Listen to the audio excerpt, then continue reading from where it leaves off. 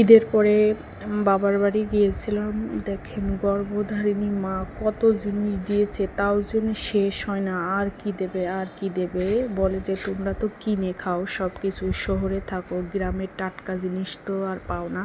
আসসালামু আলাইকুম, কেমন আছেন আপনারা? আশা করি সবাই ভালো আছেন। মা বাবা আসলে যতদিন বেঁচে থাকবে ততদিন মনে হয় এইভাবেই সবাইকে দেবে। কথাটা বলতে গেলে আসলে বুকটা ফেটে যাচ্ছে।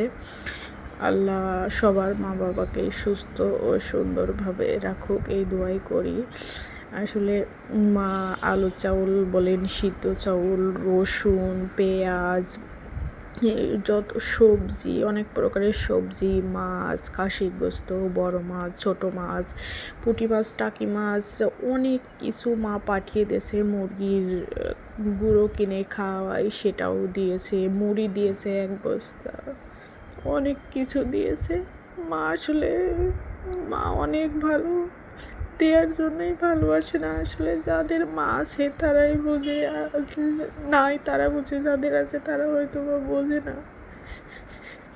কিন্তু আসলে মায়ের কথা বলতে পারতেছি না, মা বাবার কথা। সবাই আমার মা বাবার জন্য দোয়া করবেন। অনেক সহজ সরল আমার মা বাবা।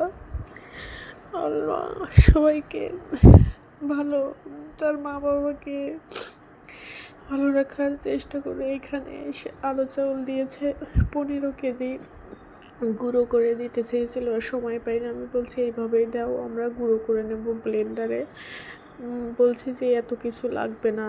তারপরে বলছে তোমরা শহরে থাকো, গ্রামের টাটকা জিনিস নিয়ে যাও, যেহেতু আসছো।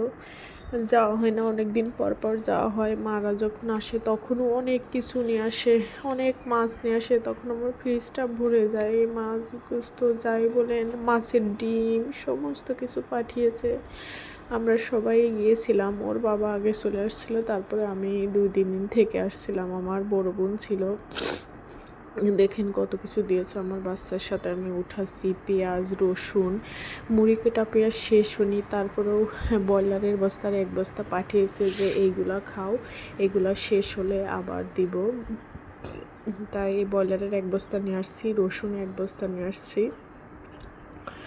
আর ওর বাবা চলে আসছিল আগেই। আলহামদুলিল্লাহ, মাশাআল্লাহ, সব কিছু মিলায়।